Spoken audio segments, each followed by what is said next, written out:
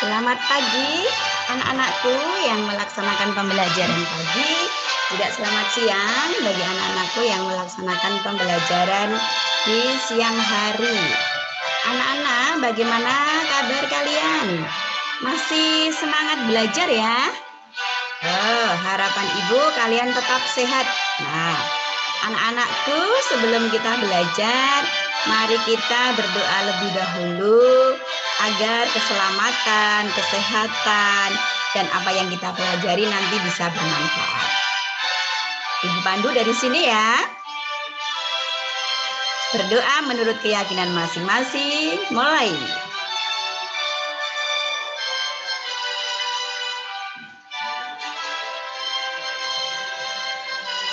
Selesai.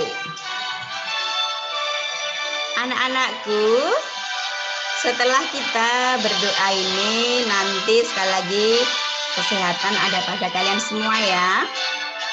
Pada pertemuan kali ini, Ibu masih akan membicarakan pada bab 1, yaitu tentang arti, kedudukan, dan fungsi Pancasila. Namun bagian yang kedua, ya, bagian B-nya. Bagian B yaitu tentang makna Pancasila sebagai dasar negara dan pandangan hidup bangsa. Ini akan kita pelajari. Kalian bisa juga membuka modul yang sudah Ibu berikan minggu yang lalu. Anak-anakku, ketika kita akan belajar tentang makna Pancasila sebagai dasar negara dan pandangan hidup bangsa, ini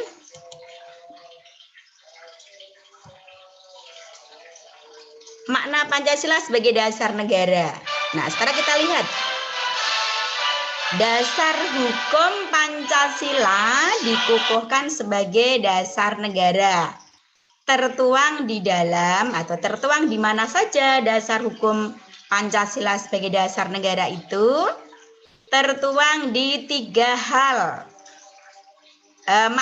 hal. Yang pertama, pembukaan Undang-Undang Dasar Negara Republik Indonesia tahun 1945. Yang kedua, ketetapan MPR RI nomor 18 /MPR /1998. Yang ketiga, ketetapan MPR RI nomor 3 /MPR tahun 2000. Dan yang keempat, Undang-Undang nomor 12 tahun 2011. Nah, sekarang kita lihat, benarkah bahwa Pancasila dijadikan sebagai dasar negara? Benarkah bahwa Pancasila dijadikan sebagai dasar negara? Kita lihat kebenarannya. Nah, buktinya apa? Kalau Pancasila itu sebagai dasar negara, tadi bukti pertama tadi tertuang di dalam pembukaan Undang-Undang Dasar 45. Anak-anak sudah pernah membuka atau bahkan sudah hafal tentang pembukaan Undang-Undang Dasar 45 yang setiap hari Senin ketika kalian bertatap muka dulu bersekolah di sekolahan selalu dibacakan ketika upacara bendera, ya kan? Pada saat upacara bendera itu selalu dibacakan pembukaan Undang-Undang Dasar 1945. Lah di sana di dalam alinea keempatnya itu tercantum rumusan sila-sila Pancasila. Ada di alinea yang keempat. Nah, hal ini yang menjadikan Pancasila sah secara yuridis konstitusional. Apa itu artinya? Artinya sah secara hukum. Lah karena sah secara hukum sehingga mengikat seluruh lembaga negara, lembaga masyarakat, dan setiap warga negara tanpa terkecuali. Di sini ada kata-kata mengikat. Berarti mengikat ini semuanya wajib mentaati. Wajib mentaati aturan-aturan yang ada di dalam sila-sila Pancasila. Dalam hal ini, Pancasila itu selain sebagai dasar negara juga dijadikan sebagai falsafah negara. atau dalam bahasa Belandanya filosofi grondslag. Nih. Kemudian yang kedua, bukti yang kedua bahwa Pancasila sebagai dasar negara tercantum di dalam ketetapan MPR RI nomor 18 garis miring MPR garis miring 1998. Bagaimana bunyinya di dalam ketetapan itu? Pancasila sebagaimana dimaksud dalam pembukaan Undang-Undang Dasar 45 adalah dasar negara kesatuan Republik Indonesia. Nah, di sini adalah dasar negara kesatuan Republik Indonesia. Republik Indonesia ini bukan bukti bahwa Pancasila sebagai dasar negara yang dilaksanakan secara konsisten dalam kehidupan bernegara. Itu bukti yang kedua.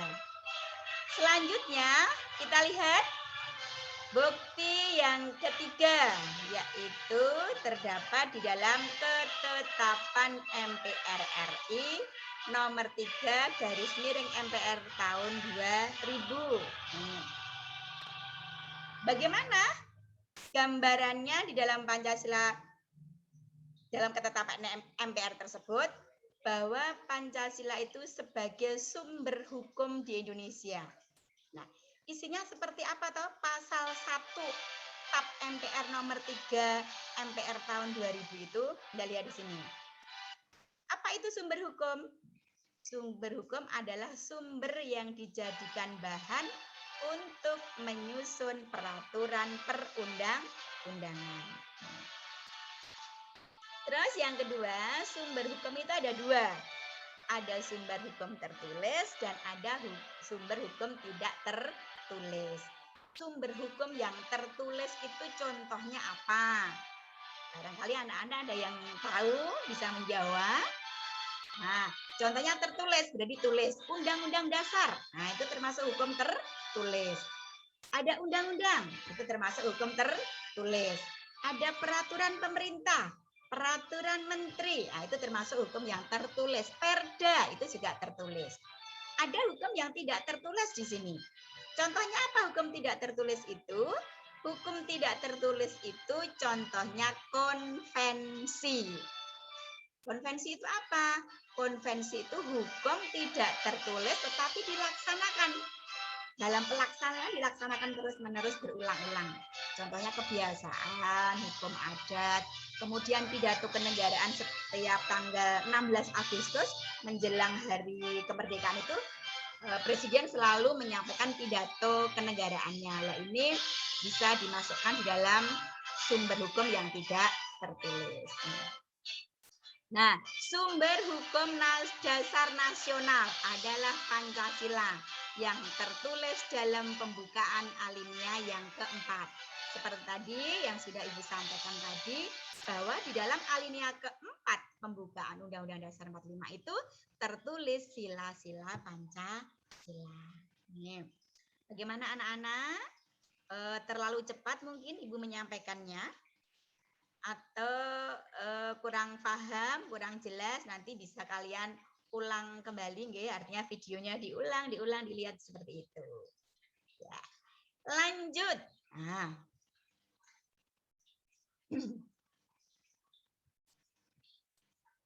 Yang keempat sekarang, tadi bukti yang keempat bahwa Pancasila sebagai dasar negara tertuang di dalam Undang-Undang Nomor 12 Tahun 2011. Tepatnya ada di pasal 2. Di sana dituliskan bahwa Pancasila merupakan sumber segala sumber hukum di negara Indonesia. Nah, ini menjadikan bahwa setiap pemerintah, setiap lembaga negara, baik itu lembaga pemerintahan pusat ataupun lembaga pemerintahan daerah, ketika mau membuat sebuah peraturan, itu tidak boleh bertentangan dengan sila-sila Pancasila. Jadi harus sesuai dengan sila-sila dari Pancasila.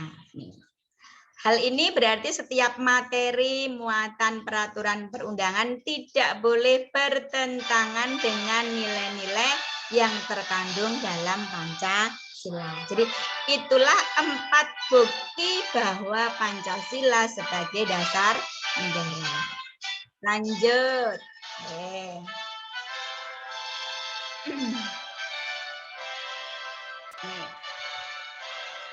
Sekarang makna Pancasila sebagai pandangan hidup. Maknanya apa Pancasila sebagai pandangan hidup itu? Kita lihat maknanya. Maknanya adalah bahwa nilai-nilai Pancasila dijadikan sebagai pedoman. Ingat, nggih, pada pertemuan yang pertama kita sudah belajar di sini. Pancasila sebagai pandangan hidup, berarti sebagai petunjuk hidup, sebagai pedoman hidup, sebagai arahan hidup bagi siapa? Bagi bangsa Indonesia dalam kehidupan sehari-hari dalam rangka mencapai cita-cita dan tujuan bangsa. Nah, di pertemuan yang pertama kita sudah bahas apa toh? Tujuan bangsa Indonesia itu. Nah, tujuannya ada 4 ya waktu itu, nggih. Yang tertera di dalam pembukaan Undang-Undang Dasar 45 dan itu juga sudah menjadi tugas kalian yang harus kalian cari. Kemudian cita-citanya apa bangsa Indonesia itu? Makmur, material, spiritual, berdasarkan Pancasila dan Undang-Undang Dasar 45. Nih, sekali lagi, makna Pancasila sebagai pandangan hidup adalah bahwa nilai-nilai Pancasila itu dijadikan sebagai petunjuk, sebagai pedoman, sebagai arahan bagi bangsa Indonesia di dalam kehidupan sehari-hari, di dalam menata pemerintahannya. Supaya cita-cita bangsa Indonesia itu bisa tercapai. Lanjut. Pancasila dijadikan sebagai pandangan hidup bangsa. Sebagai pembeda. Nah, dengan pandangan hidup bangsa lain. Jadi, Pancasila ini berbeda dengan bangsa lain loh, nggih. Cara hidup bangsa Indonesia adalah budaya ketimuran. Ingat, ketika kalian di kelas 7 dulu, itu pernah disampaikan oleh Ibu Guru, mungkin ya sudah pernah disampaikan di dalam materi itu, bahwa ketika Muhammad Yamin menyampaikan gagasannya 5 dasar itu disampaikan bahwa dasar-dasar negara yang mau dipakai di Indonesia itu harus diambilkan dari budaya bangsa Indonesia sendiri. Maka di sini Muhammad Yamin pada saat itu menyampaikan gagasan tentang dasar negara. Rakyat Indonesia mesti mendapat dasar negara yang berasal dari peradaban bangsa Indonesia. Orang Timur pulang kepada kebudayaan Timur. Artinya apa? Orang Indonesia itu orang Indonesia Timur, orang yang berkebudayaan Timur. Jadi bukan kebudayaan kebarat-baratan. Nah, apakah kita tidak boleh meniru budaya Barat? Kita boleh meniru budaya Barat, tetapi harus ada saringannya. Apa saringannya? Ya Pancasila itu. Kalau kebudayaan Barat itu tidak sesuai dengan nilai-nilai Pancasila, maka jangan dilaksanakan, jangan digunakan. Karena kita adalah punya pandangan tersendiri. Pandangan hidup yang sesuai dengan Pancasila diharapkan akan menjadi marwah, harkat dan martabat bangsa Indonesia dalam pergaulan internasional. Ingat anak-anakku, ketika di pertemuan yang pertama itu, Pancasila sebagai kepribadian bangsa Indonesia. Jadi kepribadian orang Indonesia itu berbeda dengan bangsa Barat. Nggak boleh sama, gitu nggih. Ya. Mungkin ada yang mau bertanya. Kalau nanti mau ada yang bertanya, ditulis ya, ditulis di list kemudian disampaikan melalui WA boleh, melalui Zoom juga boleh. Oke. Lanjut. Nah, kita akan lihat bagaimanakah nilai-nilai Pancasila sebagai dasar negara dan pandangan hidup bangsa itu. Bagaimanakah nilai-nilai Pancasila sebagai dasar negara dan pandangan hidup bangsa Indonesia? Pancasila ada 5 sila. Berarti Pancasila sebagai dasar negara punya 5 nilai. Yang pertama adalah nilai ketuhanan dan ketakwaan. Ini menandakan bahwa bangsa Indonesia itu bangsa yang religius. Bangsa yang mengakui adanya Tuhan. Berarti kalau bangsa mengakui adanya Tuhan, menghormati kemerdekaan beragama, dan ketika kita beragama tidak boleh ada paksaan, tidak ada diskriminatif terhadap agama yang bukan milik kita. Lanjut, nilai kemanusiaan, artinya bangsa Indonesia mempunyai kesadaran akan sikap dan perilaku yang sesuai dengan nilai-nilai moral dalam kehidupan bermasyarakat atas dasar hati nurani. Jadi ada nilai kemanusiaan. Nah, saya yakin bahwa kalian juga punya nilai kemanusiaan. Contohnya, misalnya ada temannya yang sakit, kamu bisa menjenguk. Tetapi pada saat pandemi ini berhati-hati nggih, ketika mau menjenguk orang sakit, tetap harus menggunakan protokol kesehatan. Kemudian yang ketiga, nilai persatuan. Bangsa Indonesia mengakui adanya masyarakat yang majemuk, sehingga perlu tekad yang kuat dalam membina rasa nasionalisme untuk keutuhan NKRI. Jadi Indonesia yang beraneka ragam ini harus kita satukan. Perbedaan-perbedaan ada itu harus kita pahami bahwa perbedaan itu sebuah kekayaan, sebuah kekayaan yang harus kita satukan sehingga terpupuklah rasa nasionalisme kita.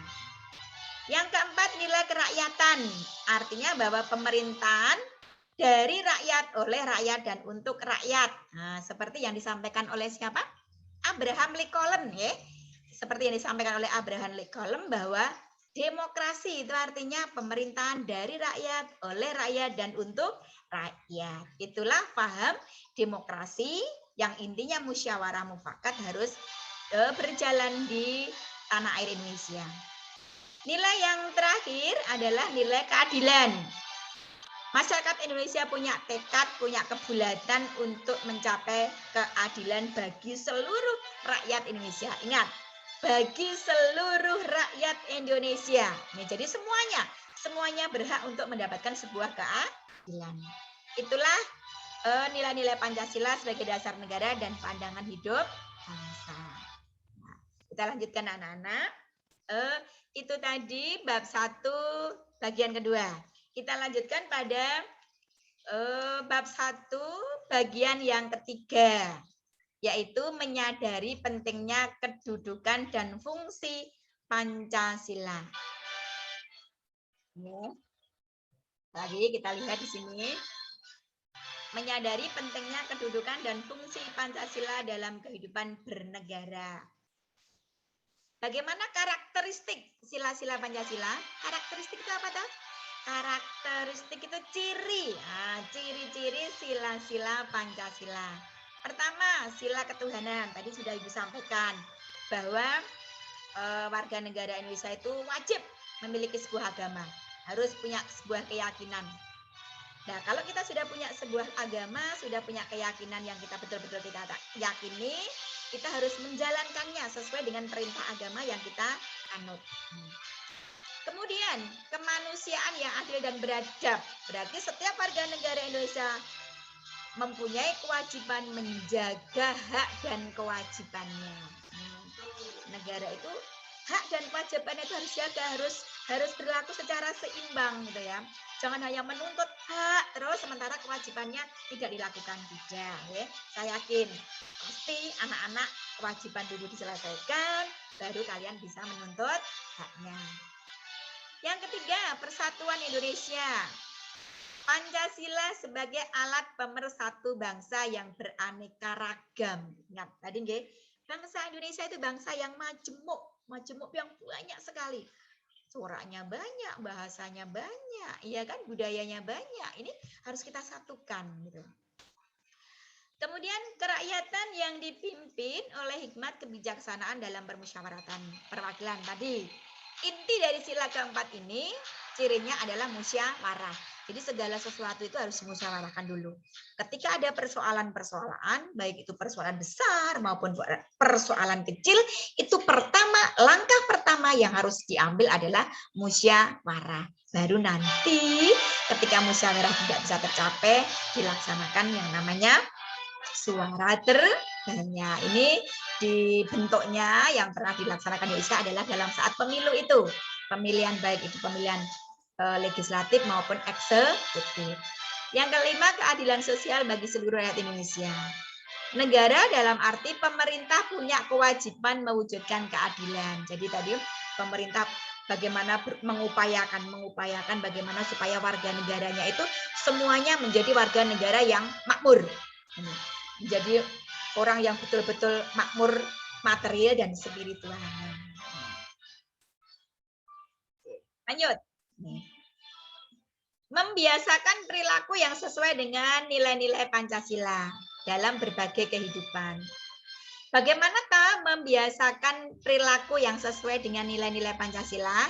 Ya, kebiasaan-kebiasaan yang dilakukan itu bisa dilaksanakan di berbagai lingkungan, di keluarga, di sekolah, di masyarakat, ya. Dan bahkan di negara pun juga bisa loh dilaksanakan perilaku ini. Kalau kalian mempunyai Undang-Undang Dasar 45, di sana ada butir-butir Pancasila. Nah, silakan dibaca nggih. Silakan dibaca butir-butir Pancasila itu. Sila pertama itu butirnya apa saja, sila kedua butirnya apa saja. Lah itu kalau bisa setelah kalian paham dipraktekkan dalam sebuah kehidupan sehari-hari. Nih. Contohnya di keluarga itu apa? Nah, taat kepada orang tua. Nah, orang tua itu harus ditaati loh, nggih. Nah, orang tua yang sudah mengasuh kalian, sudah mendidik kalian pertama kali, nah ini harus ditaati. Jangan membangkang. Disuruh orang tuanya ya siap, jangan membangkang. Kemudian bisa juga dilaksanakan di sekolah, biasakan di sekolah. Contohnya melaksanakan tatip sekolah. Ketika nanti anak-anak sudah bertatap muka, belajar di sekolah, ini ada peraturan-peraturan yang harus kalian laksanakan. Ya, jadi bagaimana berpakaiannya, cara berpakaiannya seperti apa, bagaimana masuknya jam berapa. Kemudian di masyarakat ini juga bisa dilaksanakan nilai-nilai Pancasila. Contohnya apa di masyarakat itu? Contohnya di masyarakat itu misalnya ketika ada orang berbicara, kalian memperhatikan, mendengarkan. Jadi jangan apa ya? Kalau ada orang berbicara itu jangan menyela gitu ya. Jadi dengarkan dulu ini. Menghargai pendapat teman, menghargai pendapat orang lain, itu termasuk di dalamnya. Tidak menyakiti hati orang lain, termasuk di situ. Kalau ada orang yang sakit kita menjenguknya, gitu ya. Kita bergotong royong di masyarakat. Gitu. Kemudian di negara ini juga bisa dilaksanakan. Misalnya apa ya, kalau di negara itu membayar pajak. Nah, bayar pajak itu termasuk perilaku yang sesuai dengan nilai-nilai Pancasila. Berarti bisa mensejahterakan. Bayar pajak gitu ya. Lanjut. Nah, anak-anakku semuanya, di penghujung sekali lagi, kalau nanti ada pertanyaan silakan kalian tulis, ditulis kemudian di WA ke ibu boleh, atau melalui Zoom juga boleh, gitu, telepon juga boleh, boleh, karena kita belum bertatap muka. Demikianlah paparan yang ibu sampaikan dari beberapa slide yang sudah ibu sampaikan. Ini akan kita ambil sebuah kesimpulan. Yang pertama bahwa Pancasila sebagai dasar negara, yaitu sebagai dasar dalam penyelenggaraan negara. Yang kedua, Pancasila sebagai pandangan hidup bangsa, artinya nilai-nilai Pancasila dijadikan sebagai arah petunjuk hidup sehari-hari dalam bermasyarakat, berbangsa, dan bernegara. Yang ketiga, nilai-nilai Pancasila wajib diterapkan dalam berbagai lingkungan kehidupan. Oke, sekian dan terima kasih. Sampai jumpa kembali pada minggu-minggu berikutnya. Harapan Ibu semoga nanti bulan yang akan datang kita sudah bertatap muka, jadi kita lebih senang bisa bertemu belajar bersama di sekolah. Selamat belajar.